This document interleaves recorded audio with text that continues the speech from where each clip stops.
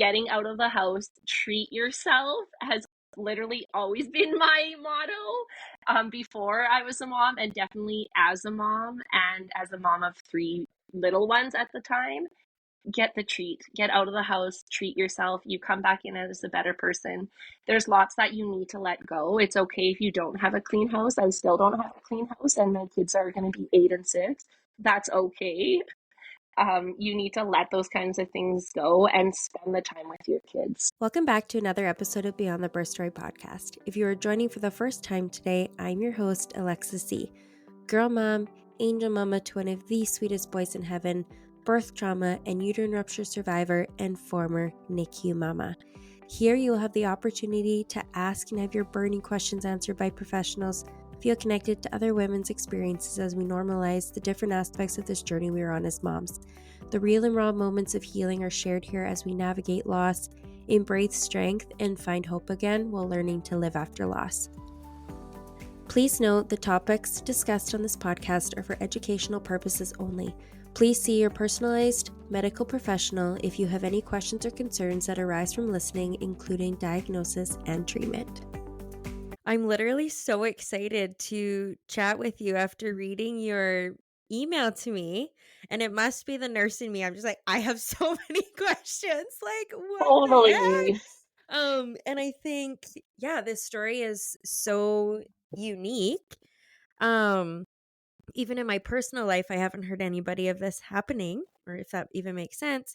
Yes. And you are my first twin mama. Yay. So many firsts tonight, which is fun. Right. Yes, our twins are almost 6 years old, and honestly, it's still surprising that we do have twins, but they are healthy, they're very big, and it was a very happy ending to our story. So thank you Yes. for having me, and I love following all of your updates and your story and all of that. So it is still very shocking that we have twins, but like it is a really positive ending and a happy ending to I our love that. story.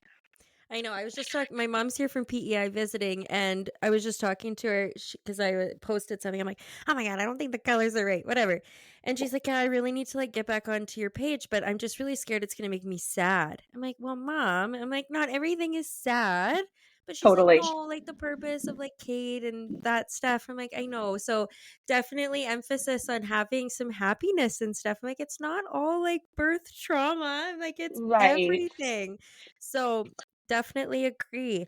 Um, yeah, so you kind of know a little bit about me just from the socials and Yes. whatnot. So yeah, my purpose is my sun in the stars. This is what kind of got me going. Um, and I feel like I have a unique situation as well because I've never had, well, my pregnancies for my second two were good, but my first one was like I had hyperemesis. I was so sick and then ended up in a C-section. And then my other two deliveries weren't, I mean, textbook perfect, of course. And so I can kind of come at it from all avenues, not all avenues, quite a few avenues A as a couple. mom. And Yes. then just my nursing background too. I feel like it just kind of works my mind in a different way to, know how to ask questions or just dive a little bit deeper and kind of make it relatable for other women.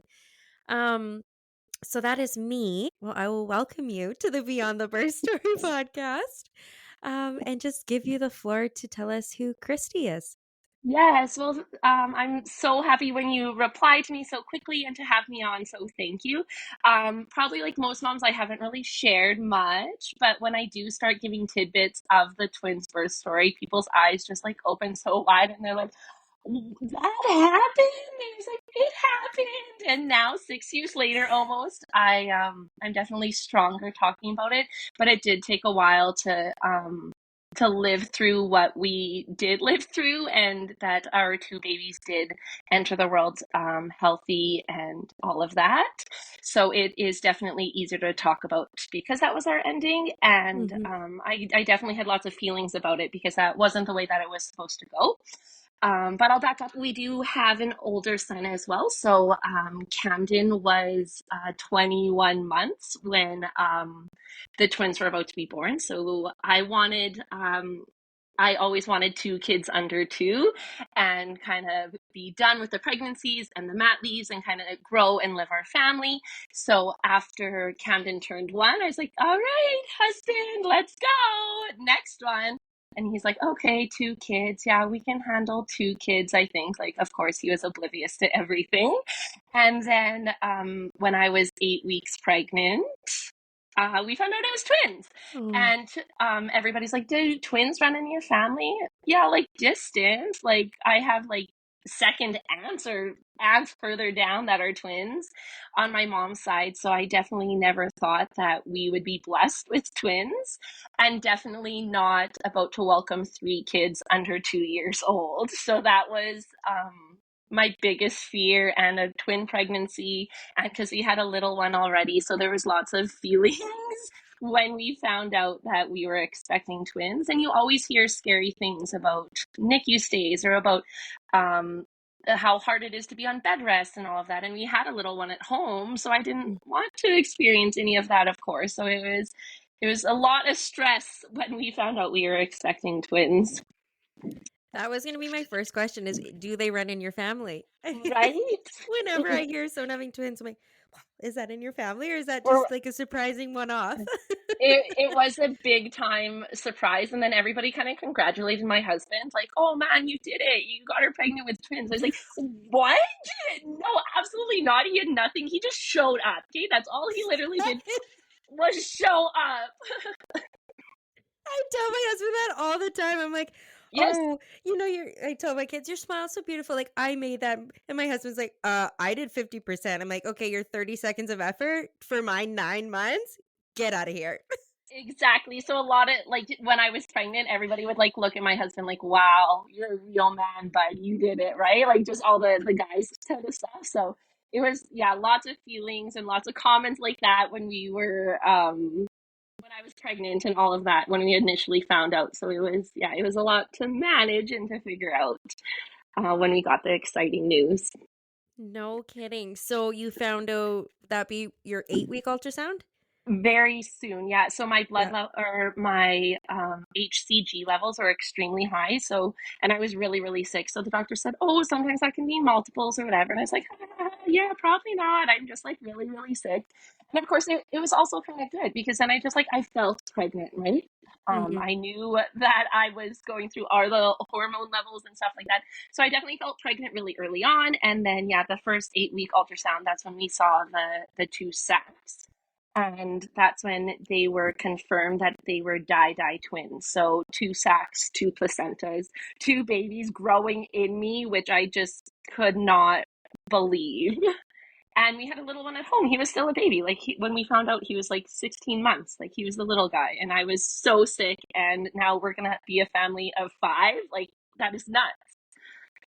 That was not in the plans. Not at all. And so we yeah, it was just lots of emotions dealing with it. But the pregnancy was great. I was teaching kindergarten at the time. I just moved into kindergarten, which was a big deal as well. If I would have stayed in my past grade, it would have been a little bit more constant, and it was with older kids. So I went back. I was about 4 months pregnant with a toddler at home, and I was expecting these twins, and I was supposed to teach kindergarten all day every day. So it was a lot. I was so tired, and I was getting so big so fast, like outgrowing clothes. My shoes didn't fit. I couldn't walk. I couldn't stand. So everything was just doubled instantly, of course. And I feel like with subsequent pregnancies, like you do change so fast. And then to, well, add another baby in there and you were only expecting one, I can only imagine. Yeah, absolutely. So it was a lot just happening fast in me, in our life, all over. It was managing like where the baby's gonna go. Like we had one idea of where the nursery was gonna be, but then we're like, no, because eventually the twins will have to share a room, so we might as well switch it. So it was a lot of things that we were just kind of changing up because the plan was to have one more baby, not two more babies, kind of thing. So it, and then we had lots of stuff already. So we had a crib, we had one bassinet, we had one high chair, and we're like, oh, we'll be all set with your, like, once you're doing it a second time. And then we're like, wait, now we have to buy all of it again. So it was it was just a lot. But of course, we were really, really excited. It was just managing all those other emotions as well. 100%. Yes. Walk me through like your pregnancy. What did that look like? Were there extra things that they did for you because you were carrying multiples? Yeah, whatever that looked like. So I wanted to originally go back to my doctor that I had with my first pregnancy. And right away they said, no, I would be with an OBGYN, not just a regular doctor, if that makes sense on the more technical side of things. Yep. So then I got referred to another doctor, and I was having appointments a lot more often and a lot more ultrasounds. So I was later on, like when I'm thinking like 30 weeks already, they were checking me every week. And I was told that this would definitely be a C-section birth, just because of the two sacs and the two placentas. And I was okay with that. I had a vaginal birth the first time, and it was okay. And once they kind of told me that it was going to be a C-section, I was like, oh, all right. Like that's where my head was. I'll okay. The recovery after all of that, my head was set on that. Let me have the surgery, and all. I was fine with it. So it was definitely they were preparing me for that, and same with all the ultrasounds, just making sure the babies were measuring the same and that I was measuring along. I was measuring huge the whole time, and the babies were measuring very consistent. We found out that it was a boy and a girl, and baby A is usually the boy, just because of how the swimmers get to the eggs. And he was always a couple centimeters bigger or whatever during the measurements, but they were very, very consistent because, again, that was a concern that one baby would start dominating more than the other. But because of the two placentas, they were growing really consistently. So that was always great news to hear. So I don't know much about twins. Is it most common for them to have the two sacs and the two placentas? Or because would the other version be identical twins, right? That's right. Okay. Yes. So identical twins usually they could share a sac and have two placentas, or share a sac and just have one placenta. So that's usually when one twin starts to take more nutrients and more food. And that's when you get a larger baby and a smaller baby. And there's other complications like that. So our twins were the lowest risk kind of twins, but Okay. still twins. So still a lot going on in there. And fun to have a boy and a girl. Yes. So yeah, it was when we found out. My husband hit a hockey puck with paint in it, and so excuse me, he exploded the pink first, and he kind of had this look in his eyes, like, okay, what if they're twin girls? And of course, I was thrilled with whatever, but he was kind of like, oh, more girls, right, to get outnumbered. And then the second puck he hit was a boy, so of course we were thrilled either way. But yeah, it was really, really exciting to give our older son a brother as well, just so that they could be buddies. So yeah, it was really special to find out and exciting. That's so awesome. Okay, so from there, like were there any complications towards the end of your pregnancy? Yes, so around 32 weeks, the babies were breached. So their heads were right up in my ribs, and they were kicking down on me nonstop. And at that point, that's when again they just like validated that it's going to be a C-section. That will be the safest way to get them out, because there's no way I would be able to flip both babies. So even if the first baby flipped and did become head down, and there's no way both of them would flip and become that way. So they were really, really were telling me how it's important that I make it to my C-section, because to have breech babies, to have babies come out feet first, it's really high risk with one baby. Never mind with two babies, the second one could easily have a prolapse. There can be lots of complications with things getting tangled, or the placenta coming out first before the baby, or the baby getting stuck up in there. And Yep. so they really, really told me how that would not be ideal, and how it would not be safe for either babies, especially baby B, because if baby A came out first, we would need to make sure that B stayed back there so that the baby would come out in the right order with this baby, sac, placenta, all of that in the right order. So I was definitely told a lot how vaginal birth was completely out of the question, and how that is not an option. C-section was booked, and I was just like, all right, we'll wait till then. So there won't be any surprises because the C-section was booked. we'll mark it down. We'll have care for our other child, and we'll just stroll into the hospital with our suitcases and two car seats and all the things for both babies and be ready to go because that's what the doctors told me. I was just talking to a girl the other day, a friend of mine. She had a C-section booked and then went into labor on her own at 35 weeks. And she goes, "This is not how it's supposed to go. Like when you have it booked, you just, that's your schedule and that's how it's going to be." And then, yeah, to not have it go that way, I can only imagine how shocking that would be. When did they have your C-section booked? Like how many weeks would you have been? At 37 weeks. So they said 37. Wow. keep growing those babies till 37 weeks, and then that will kind of make sure they're nice, big and strong. Their lungs will be good to go, and hopefully they'll be safe or nice and healthy to go home. So again, in my head, okay, 37 weeks. That was the countdown. That would take us till the middle of February in that year in 2019, or a little bit later, near the end of February. And we were ready. My husband had his vacation booked for then because that's when we were going to have the babies. It was going to be the day of the C-section. My body just had to keep the babies in there nice and safe until then because it was all booked and the plan was set. And then it didn't go like that. And then it did not. And like I mentioned at the beginning, now that they're almost 6, I can kind of chat about it more and be okay with all of it.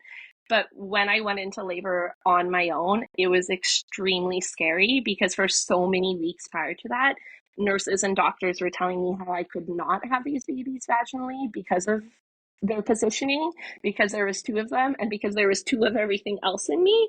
They needed Yes. to be a C-section. So it was at 36 weeks. It was a Friday. Dropped our older son off at day home, and I went to get my blood pressure checked just because previously it was a little bit high, so they were just monitoring me, and it was kind of just one of those other appointments that I always had every week. So I saw my doctor at 36 weeks exactly on the Friday, and that morning I lost my mucus plug. So there was a lot kind of going on, and I was like, oh, this is weird. Maybe they'll just take the babies today. I'm gonna see him. So just like go to the appointment, walk me over to the hospital, and there's my C-section, like they've been telling me I was going to have. Yeah. He did not think that. He was not phased that my mucus plug that I lost my mucus plug. Blood pressure was fine. I saw him for about 2 minutes in the doctor's office, and he kind of patted me on the back and said, "I'll see you next week at the C-section." I feel And like I I hear that a lot. And even when moms are like commenting in a Facebook group and they're like, "I lost my mucus plug. How long after did you go into labor?" And some of them were like very quick, and others are like, "Oh, weeks later." And so it never seems to be that like alarming when that happens for a lot of people. Did you yeah, found that too, obviously, from your provider? yes, totally. But I thought, you know what? Like, why not? They knew the babies were growing well the whole time. I'm here. Like, there's something Yeah. happening. My body is telling you something. I thought maybe he would at least check me to see if anything was actually going on. He measured me, and at that point, it was 36 weeks, and I was measuring almost 47. Like, when they measure you, whatever, is that your uterus? I think they're measuring you, and I was big, I was ready, and they knew the babies were going to be Wow. healthy. And then we just walked out, and that was about it. And so I didn't feel right walking out because I kind of felt like something was happening, but I trusted the doctor. He was a very well-known doctor out of the Grey Nun, so I trusted him that he would see me next week at my C-section. So we Mm-hmm. went back home, and I booked an eyelash appointment because I said, you know what, I You need to gotta get be these beautiful lashes for your done, delivery. right? And when I booked the appointment, it was like a last minute, and I was like, I'm gonna lay there and get these lashes done because I just had this feeling that I wasn't going to see him at the C-section all the way next Friday, and I just wanted to do one last thing for myself. Yes. Well deserved. Right? So the whole time in my lash appointment, it was very uncomfortable. Like I could barely lay on my back. I was like, you know what, I need to get these lashes done. So I was kind of like twisting, whatever. Lashes done. Go home, regular evening at home. Nothing felt different at that point. I was very tired and very hungry, like I was the whole pregnancy. Went to bed at the same time we put our toddler to bed, which was again very normal for the whole pregnancy because I was so tired. And then it was probably around midnight that night. So this was now February 16th. I felt like weird cramping again. My body was achy the whole time, so I was just brushing it off. The doctor said I was fine. The doctor said he was going to see me next week at the ultrasound or at the C-section. So that's what I was going with. I was going to make it to then, and my body was just sore, and I had two babies in me, so that's why I was feeling these things. Then it was at about 1:30. I was like, okay, I need to go to the washroom. Also normal for being pregnant at bedtime, at nighttime, to go to the washroom and use the washroom. I was about to walk back into bed, and I remember like my husband was snoring so loud, as always, having the best sleep of his life, Must as be I could nice. as I could never sleep. My water broke right when I was about to walk in, when I was about to step back into the bed, and I was terrified from that moment. I just like started shaking. Like my water was not supposed to break. I was supposed to be having my C-section. I was supposed to be laying there, and the babies were supposed to just enter the world in a calm way. Yeah. So it was in the middle of February, and it was a terrible snowstorm, and my parents needed to come from the city just about 15 minutes away to Sherwood Park to stay with our other child so that we can now go to the hospital. So the bags were kind of packed because, again, in the morning, I thought the doctor was going to have the C-section then. So we got the bags in the truck, and Kevin was like shoveling snow because that's what he felt he had to do. And my parents weren't answering their phone. So I ended up calling my parents' neighbor, who ended up running over to my parents' house because, again, they must have been having the best sleep of their life that they couldn't answer the phone. Looking back, this might not have been the right thing to do, but the door was closed for our toddler's room. I shut the baby gate, and we got in the truck and we left. My parents were on their way over, so I figured what I was feeling, I knew we needed to get to the hospital as soon as possible. So mom and dad were on their way. They would be over in 15 minutes. We got a 15-minute head start. They made it to the house, and we still weren't quite at the hospital. They knew they made it to the house. Camden was safe. And we were driving to the hospital in a snowstorm. We were stuck behind a snowplow, merging off onto the highway, and I'm barely sitting in the truck, and I feel something come in between my legs. And my husband kind of looks over at me, and he's like, "What's going on?" I was like, I didn't want to freak him out. Yeah. And I said, just get me to the hospital right now. Like, this is not okay. I can feel something happening. It was no longer just like me losing my water because I already did that. It was more coming out already. So we make it to triage. We don't even park the truck. His parents don't live far, so we're like, we need to just get in. So he runs in with me. We leave the truck like just right in like the emergency line kind of thing. And triage is kind of like nonchalant. I guess like lots of pregnant moms come in, maybe um, with urgency when it doesn't have to be urgency. So they finally get me up to the ward, and they brush me off. I say I'm pregnant with twins that are both breech. I can't deliver them. I'm here for a C-section. If this is labor, I said I lost my water, and I believe something is coming out. And they kind of pushed me off to the side, and I remember sitting on the chairs. I couldn't even like sit because I could feel a lot happening. And Yeah, at this no time, of kidding. course, I can feel something, and I'm in a lot of pain. I'm dripping, I'm sweating, I'm shaking. Kevin is like pacing because he knows the babies can't come this way. As I'm managing all of the things I'm feeling, he's managing the stress of like what is actually happening. So it was very scary for him, scary for me, on top of dealing with all the pain and everything else. So they finally get me into a room, and a nurse comes in.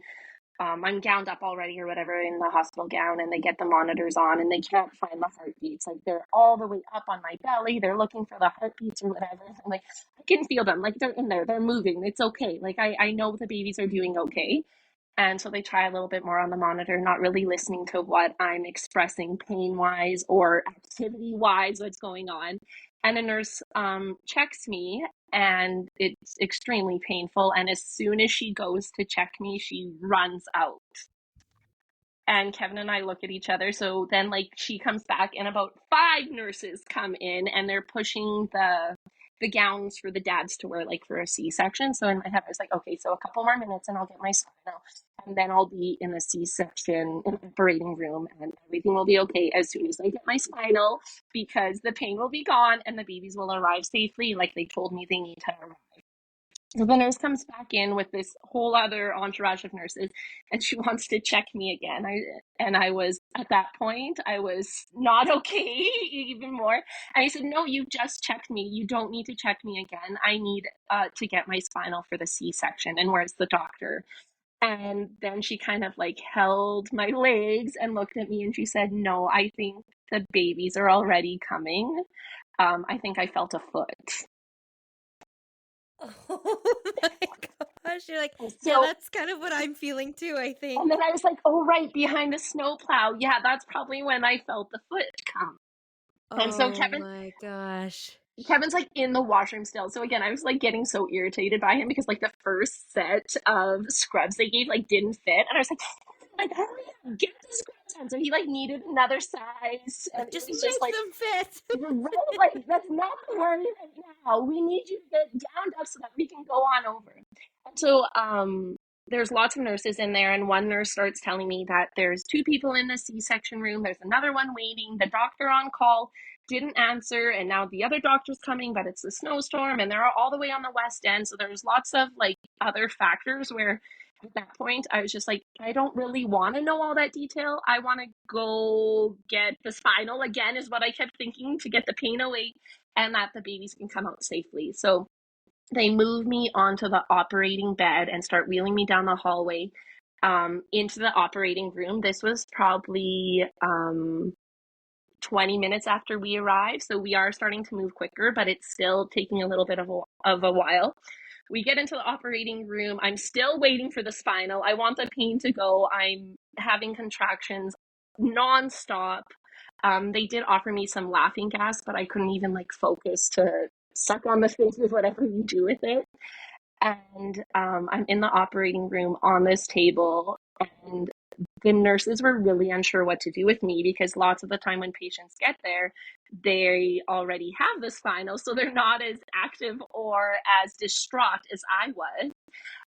So there was several nurses in there. They kept on telling me that the doctor will be here in a little bit, but there's a couple C-sections ahead. Again, the on-call doctor is on their way, and we can't do much until all of that happens.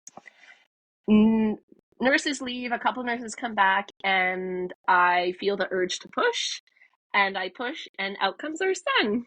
Feet first, Breech, just like that. And Oh, the I nurse, just broke out in full body chills. right? So the nurse was off to the side, and there was about four of them kind of chatting, and I just remember shouting, "I have to push."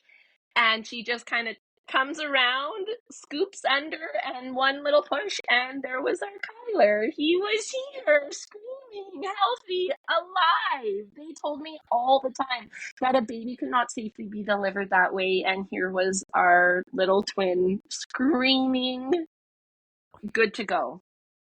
Oh, the It emotions you must have been feeling then. it was I didn't even know what was happening because, again, in my head, I was like, I'm going to have a C-section soon. Of course, I felt that he was right there, but I still had in my head that I could not deliver them this way. And then he just came. So it That is was so crazy. unbelievable. And then after he was here safe and screaming, my husband kind of went over to the heating lamp and was staying with him, while many nurses, there was probably about 7 to 9 nurses around, and at this point I couldn't even see my husband or twin A because they were all around me making sure nothing else was coming out and that baby B was safely in there. So it felt like hours in between the babies, but it was really only 3 minutes. So they kind of shuffled things around in me, and 3 minutes later, out comes Kenzie screaming just as loud as Kyler. And she So came out again, breech too. she came out feet first, Oh my goodness. screaming wild, and I don't know if any of those nurses continued to be nurses after that because they were so scared and so unsure of what was going to happen, and they were waiting for a C-section just like I was waiting for a C-section because none of them wanted to bring the babies in with no doctor. And Yeah, no kidding.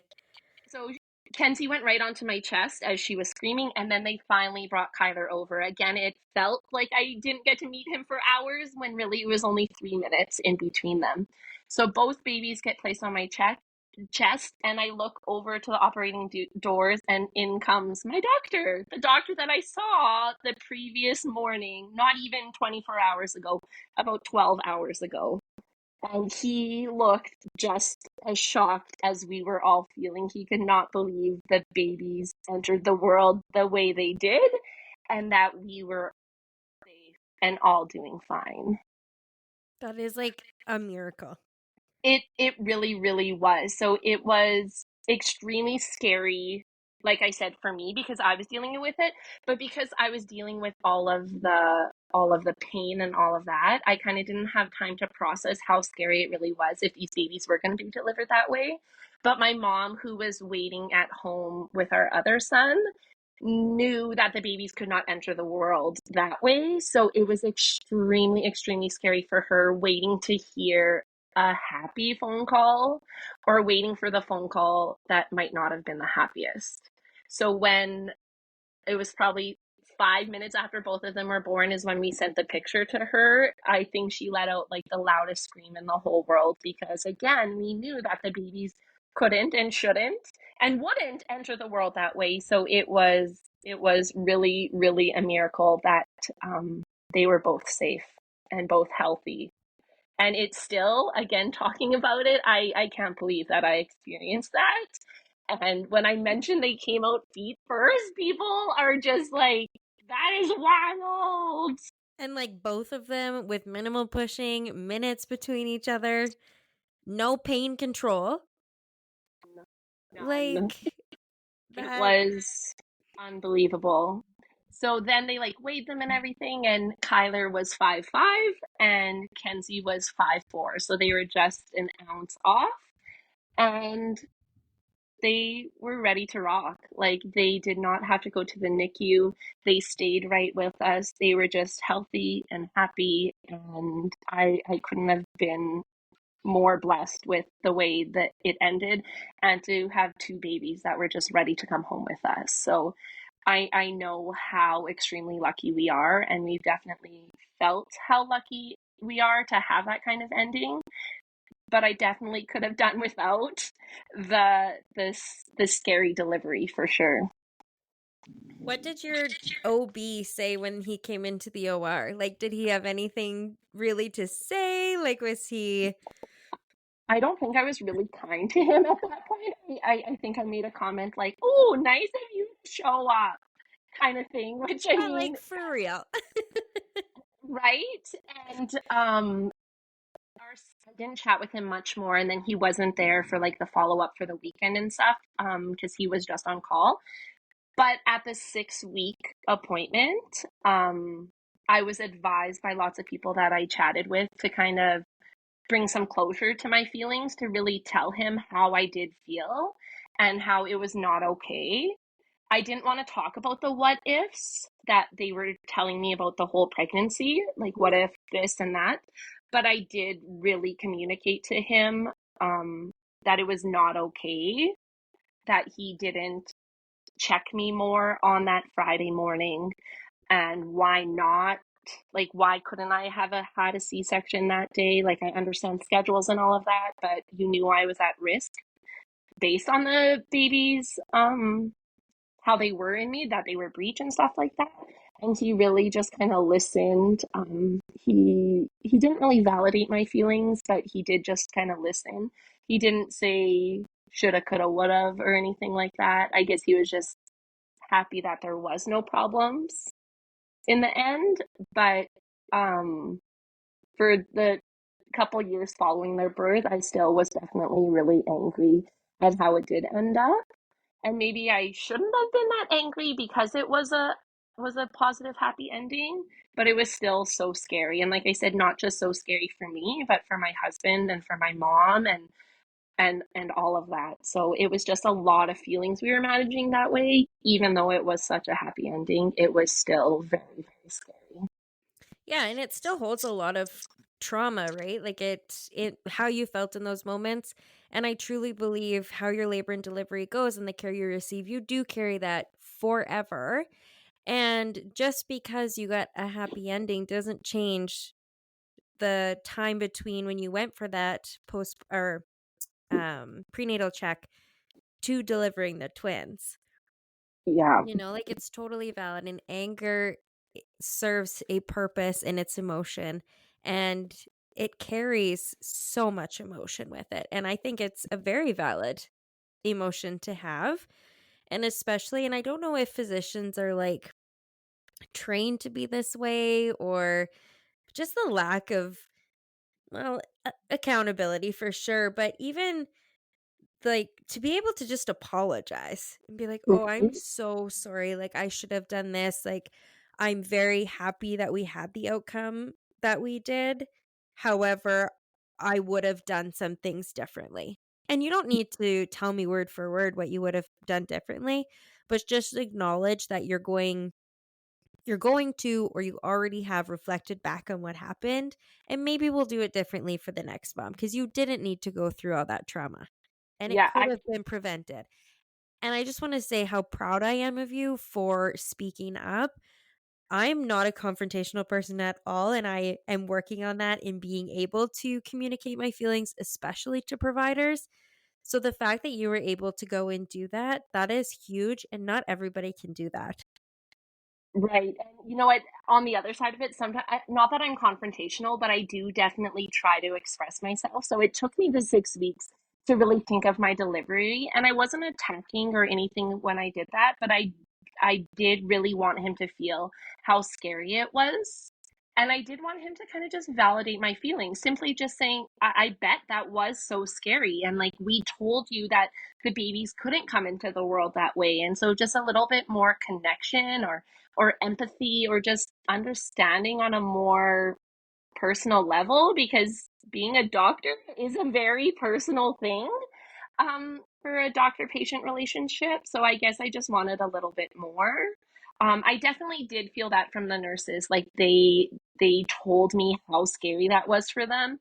And the lady who originally checked me and felt the foot, she later, like, we did have to kind of laugh about it, because she's like, I've never had that before. And I was just like, I've never had that before, and I never want that again. So it was, the nurses were really, really wonderful. And then a couple of them did come to check on me later on and said how scared they were, Yeah. and that they never really were taught or never really learned what to do in that situation when there were no doctors there and they were twins and all of those, different things that we were having. So it was really nice to just hear those, um, pieces of, like, to connect with me from the nurses. And they also didn't really know like I mentioned before, because I didn't have a spinal when I was in the operating room. When the babies were born, I needed to move off of the bed. And like the nurses were like, well, people back here can never walk. Like, this is so weird. The mom can never walk and stuff like that. So they were really just talking through how they were managing the unique situation. So I did really feel, connected with them, and that we all experienced it together. And I think when the doctor walked in too, they kind of gave him the same look, like, oh, nice, you show up. I think my second placenta still wasn't delivered, so I think he delivered the placenta. So they all kind of commented on that too. So the nurses were absolutely wonderful, and everything was just happening so fast. I'm sure if it was kind of slowed down, that they would have definitely made sure I was feeling better and stuff like that. But in the moment, they just wanted our babies to arrive safely. And they did. So I was really grateful for them. Although my body just kind of did it on its own, right? That's all I could think of when you just said that. I'm like, your body seems like it was just made to deliver these babies. Like when you had your oldest, was it a quick delivery too? It was not. I was induced because I had high blood pressure, and again, he arrived fairly safely. It was just like a longer labor and, more physically demanding. It had a lot more pushes and stuff like that versus what I had with the twins. So I don't know. I guess my body just chose to go naturally, and I really just, like, olden style delivered the twins. Like, there was no intervention. I was not turning left, right, up or down. They just came right in. Two placentas, two babies, two sacks. They just entered the world old school, just no intervention. Here they are. That's so crazy to me. Right? And like to go into the details, I didn't have like any tearing or any stitches. Wow. Like my body just did its thing and it was unbelievable. Are you so proud of your body for carrying you through that? Woo!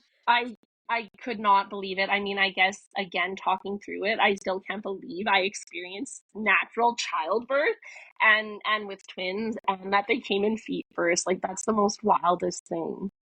Yeah, I Another thing actually don't know if I've ever met somebody who's delivered breech twins naturally. Mind you, where I I work, we're very rural and stuff, so they wouldn't even fancy that at all. But still, just right?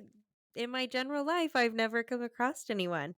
They also like when they were warning me through my pregnancy about breech twins, they did say how the twins could then have like hip dysplasia or their shoulders could be misaligned or all of those kinds of things because they would come out wacky that they can have some of those complications. And again, we were extremely blessed. They were ready to rock. There was not one thing that needed alignment or needed support or anything like that. So because it was such a fast delivery, they still had like lots of fluid built up and stuff because they didn't have time to like work through that on their own, if that makes any sense. Yeah, So they had a little bit extra fluid in them, but that was really the only thing that we kind of needed extra care after delivery. But other that's than that, crazy. they were ready to rock.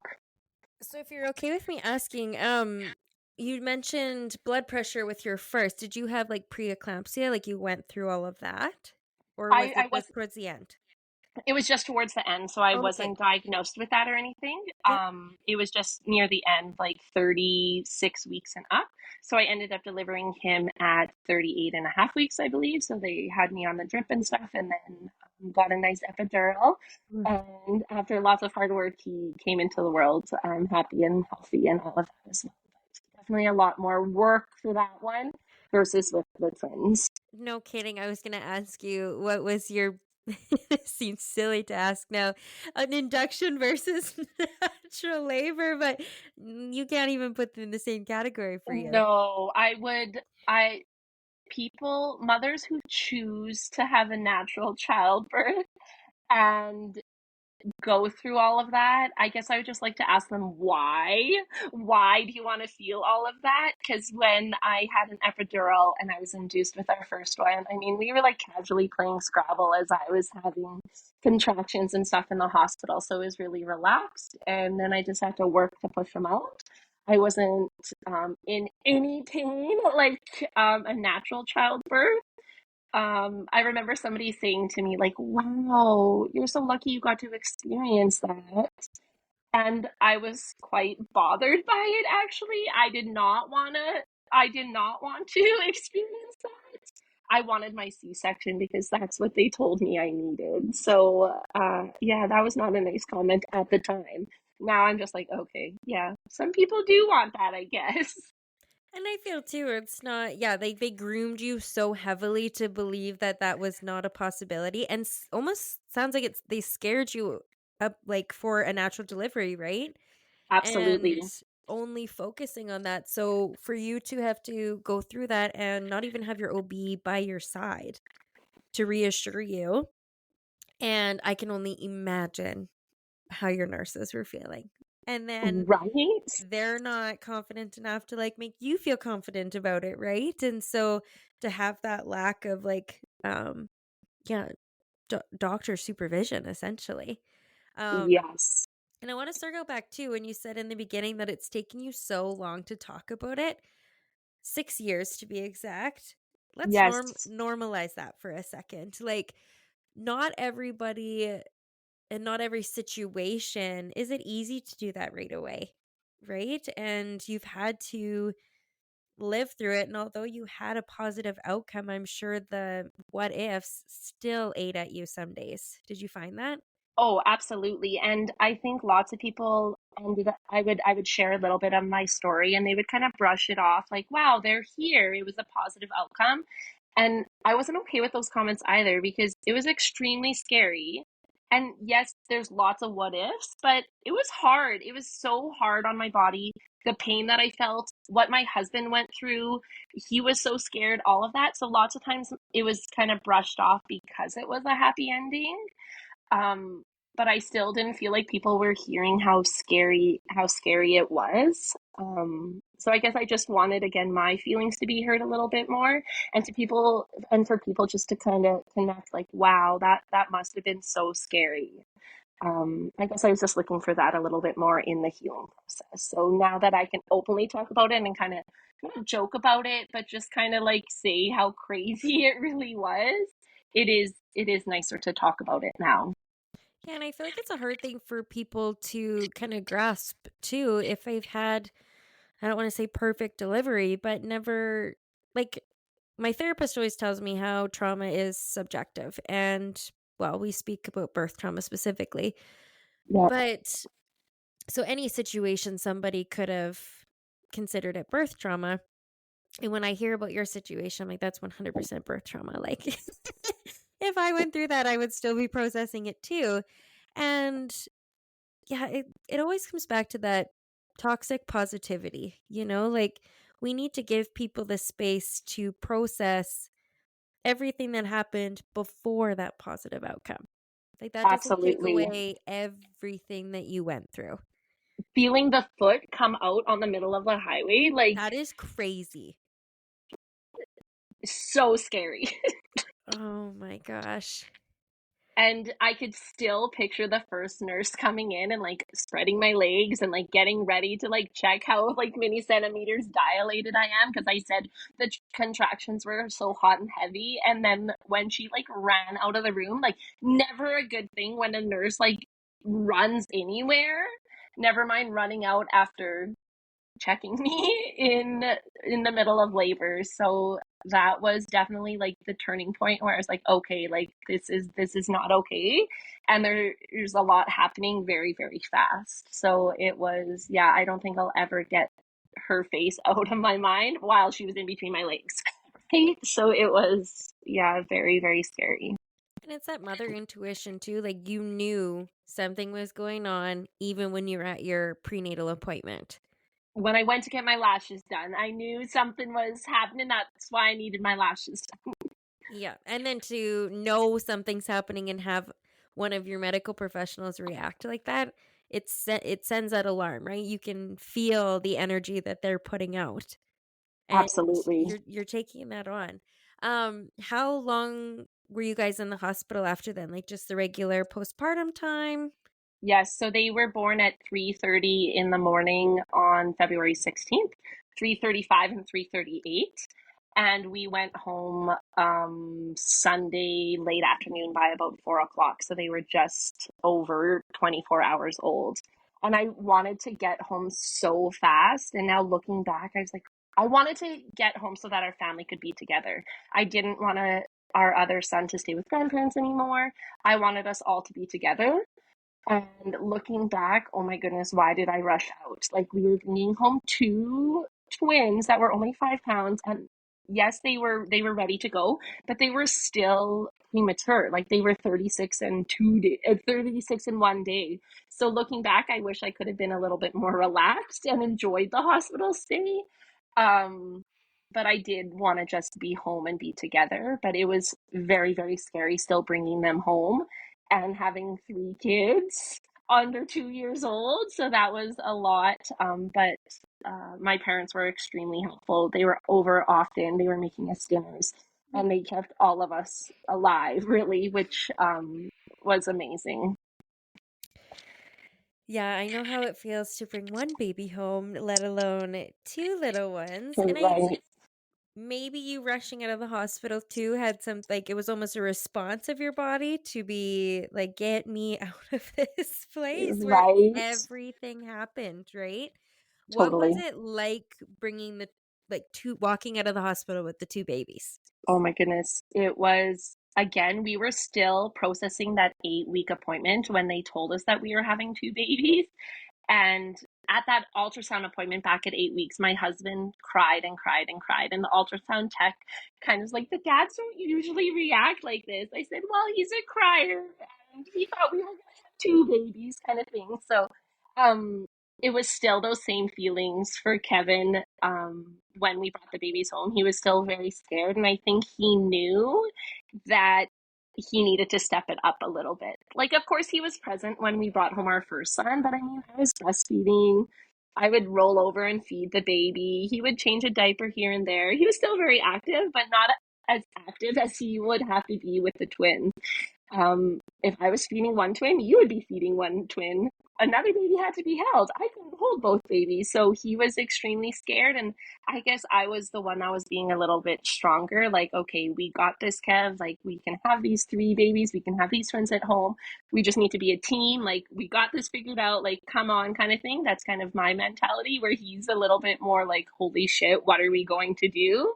And that's definitely how we were for the whole like first year. We kind of just really tried to support each other. It was extremely hard. I look back, or I think back, and I don't know how we did it. Lots of times I don't know how we stayed married because it was so hard.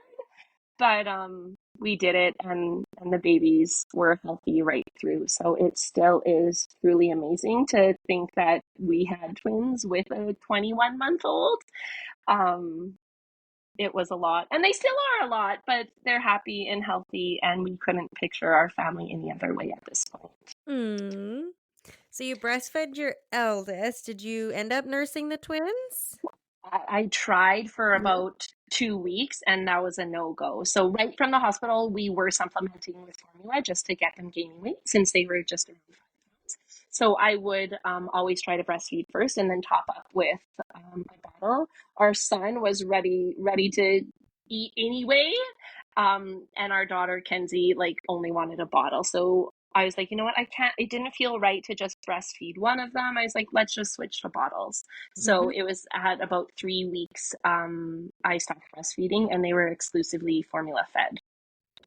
I know a lot of women can feel like a little bit of sadness or guilt or something like that about not breastfeeding. Did you go through any of that, or were you very accepting of doing the formula thing? Oh, I felt extremely guilty. Our first Mhm. son, I only breastfed. He never ever had formula.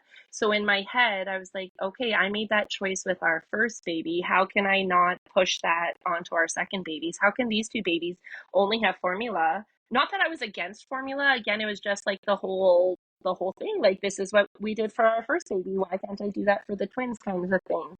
And I went through a lot of hard feelings, especially when our daughter wouldn't breastfeed. I was like, okay, I can't just do one and not the other. Like, then I'm feeling more. What if I feel more connected to Kyler because I was breastfeeding and not to Kenzie? So there was so many hard feelings that way, and it was managing a lot of that guilt all the time. And then I wasn't. I was breastfeeding for a bit, and then I was pumping, and I would only be pumping when the twins were napping, and when the twins were sleeping, should have been the time that I was playing with our toddler. So my breaking point was when I was trying to read a story to him and pump, and he cranked the pump all the way up, and then it just like goes hardcore. And at that point, I was like, "We're done. We're done with the pump now." So it was navigating all of those things, trying to figure out what would be best for our family, for the twins, and for our older son as well. I really appreciate you sharing that because I know I run into a lot, even some of my girlfriends, and it can be such an emotional battle for some women, and not everyone, but the ones who do, it can feel very isolating. And again, you throw two babies in the mix versus one baby, and that's a whole different ballgame when it comes to making those decisions and what your body is able to do and keep up with, and to what the babies want. Absolutely. And Like, I knew the babies had to gain weight because again, mhm. my fear was that we would be back in the NICU or back in the hospital because they weren't gaining weight, or that they were jaundiced. And then what if one was gaining weight and then the other was? So one twin we would leave in the hospital and we would be home with the other ones. So there was all those feelings all the time. And I remember the twins were almost 2 years old, and somebody on one of my socials had twins, somebody that I used to teach with. And this twin mom was breastfeeding both of her twins. And I remember those feelings came back again. Like, why couldn't I do that? Like, maybe I should have tried harder to breastfeed both of the twins, or maybe I should have just breastfed one. So again, even 2 years later, those feelings still came up about breastfeeding versus formula feeding, which kind of caught me off guard. Like I should be done and dusted with this, but again, that's what happened, and that's how I felt, and I shouldn't have. Maybe I don't know. It was just the feelings came back up, so I was shocked when I did feel bothered by it. But yeah, it was interesting. Yeah, and those emotions I feel can just kind of creep up on us at any point, and the importance of just sitting with them, even if it's just for a quick moment, and acknowledging, because obviously that's coming up for a reason. And like you said, you've seen this on socials, in social media. It serves a wonderful purpose, of course, but we're surrounded by all of the things the other people are doing. And feel like as moms, we're always, what are you doing, and what are you doing versus what am I doing, and well, is that better than what I'm doing, instead of just being like, okay, like, is that working for you? Fantastic. This is working for me. Turns out there is more than one way to do these things, right? um Absolutely. I just have a question on sleep for your twins. What was that like? Oh, so we had two bassinets again. Like when I mentioned that, oh, that's okay with this pregnancy. We already had everything. We had the bassinet. We had the crib. Well, we bought everything again. So we had two bassinets on both sides of the bed. And again, this is where my husband had to step it up because if that baby was crying over there, like, let's go kind of thing. And there wasn't much sleep at all. We kept them on a schedule where we were feeding them every 2 hours again because I had the fear of them not gaining weight or losing weight or getting back into the hospital. So every 2 hours we would feed them. So that would mean waking up a sleeping baby, which is like not ideal. But we would just so that they would eat, and they got on a good schedule. Um, I remember times where my husband would be sleeping and the baby on his side would be crying. And so I would like climb over him to get his sleeping baby at that point. Of course, it didn't matter which baby it was or whatever, but it was a lot to feed both of the babies. And because they were bottle fed, we did kind of get into a system where you can like prop them up to feed, but we didn't do that often again because the mom guilt was they need the cuddles, they need that attention when you're getting fed, and they need to be felt close and stuff like that. So that's when both of us would feed the babies at the same time. And again, my mom was here often, not through the nights, but in the mornings and through the day, so that both babies got their cuddles and got their feeds in that way, not just propped up on a chair and things like that. Again, I wish maybe I would have let those feelings go and that it would be okay to prop up the bottle to feed them and stuff like that. But at that moment, I that was very important to me that they still got that attention as if they were one baby.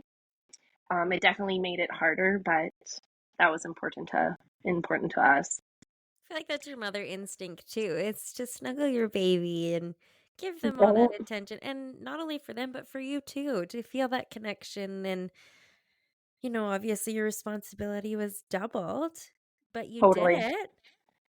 wild. I still can't believe it. What would you say would be the biggest thing that helped? How do I word this? Like, get you through not only the early days, but the first year of having the twins at home. Like, what was your biggest support or biggest thing that you kind of felt really helped? Oh, help get through it. I think like the schedule, again, I'm extremely type A that way. So having the schedule and knowing that we had those times that they were eating and those times that we can maybe get out of the house or stuff like that. I'm big on treats, okay? Like every day I would pack up the babies, I would pack up all three of them and go for my freaking Starbucks because that was my treat. So getting out of the house, treat yourself has literally always been my motto before I was a mom, and definitely as a mom, and as a mom of three little ones at the time. Get the treat, get out of the house, treat yourself. You come back in as a better person. There's lots that you need to let go. It's okay if you don't have a clean house. I still don't have a clean house, and my kids are going to be 8 and 6. That's okay. you need to let those kinds of things go and spend the time with your kids. Back to the bottle feeding, just let those other things go and be with the kids is really what we've kind of always embraced. And it still is that way. I let the housework go so that I could play with the kids or that we can go on out and do something together. Because, like you always hear, it does go by so fast. And I think it's just important to be in the moment, even when the moments are so hard. So it was so hard to have infant twins, but we did it together. My husband and I were always kind of there together because we had to be. You couldn't be left alone with the twins, and you couldn't be left alone with all three of them. So we really sacrificed a lot of our friendships or a lot of the other things that we did because our family was so busy.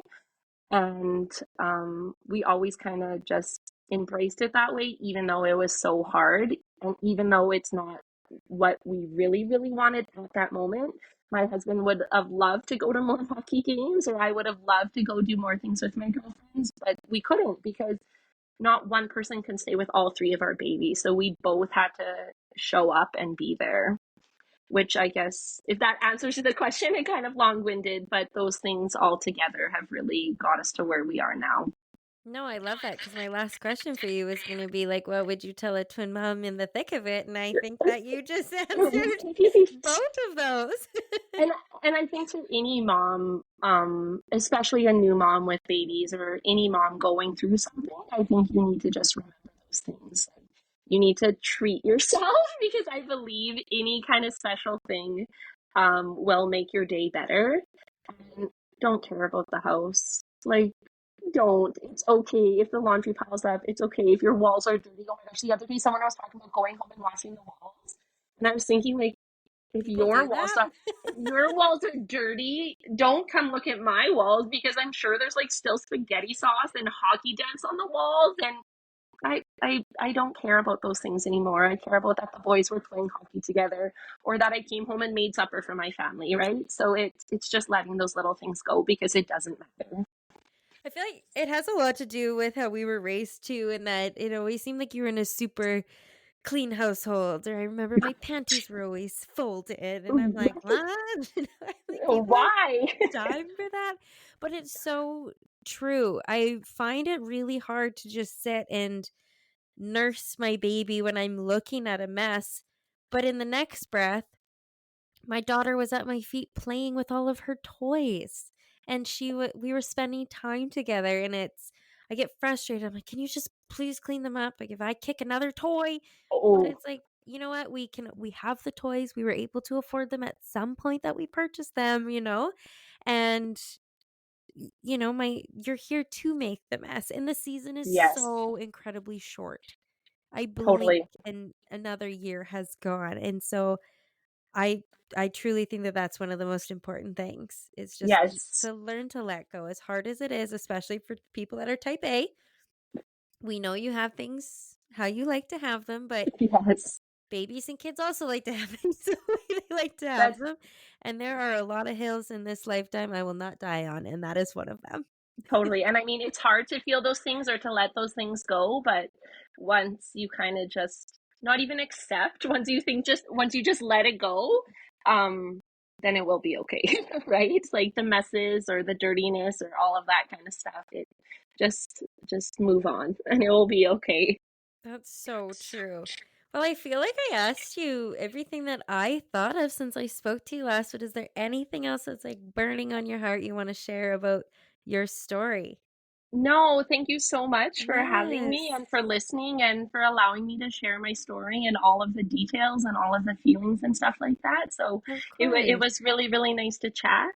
Yes, I agree. It's so nice like meeting women from all over, and I always say, there's nothing like a community of women who have gone through something similar, and especially in the community of, unexpected birth plans and birth Absolutely. trauma and positive versus maybe not so positive outcomes. And, when we can all come together and really support each other, and that, people are willing to have the conversation and share their story is Absolutely. so important because it's an uncomfy thing to do.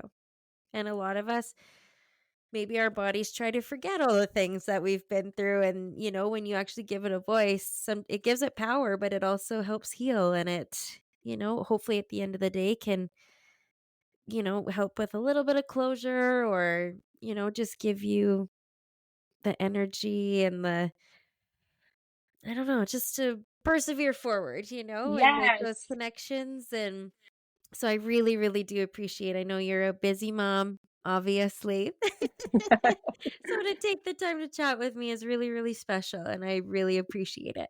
Yes, well, likewise. Again, thank you for replying to my little brief message that I had, and for getting back to me and for setting it up. So, no, it was really really nice to chat with you, and good luck with everything that you have going on. I love that we connected and everything that I've got to learn about you.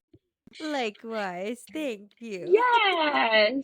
Thanks for listening to this week's episode. Please take a moment and on whatever app you're listening to us on, press that follow button to stay up to date with all future episodes. If you or someone you know are interested in being a guest on the Beyond the Birth Story podcast or a sponsor, please visit our Instagram or Facebook at Beyond the Birth Story podcast and send a message or fill out that contact form. I would love to connect with you. As always, remember to be gentle, kind, and hold space for yourself when you need it.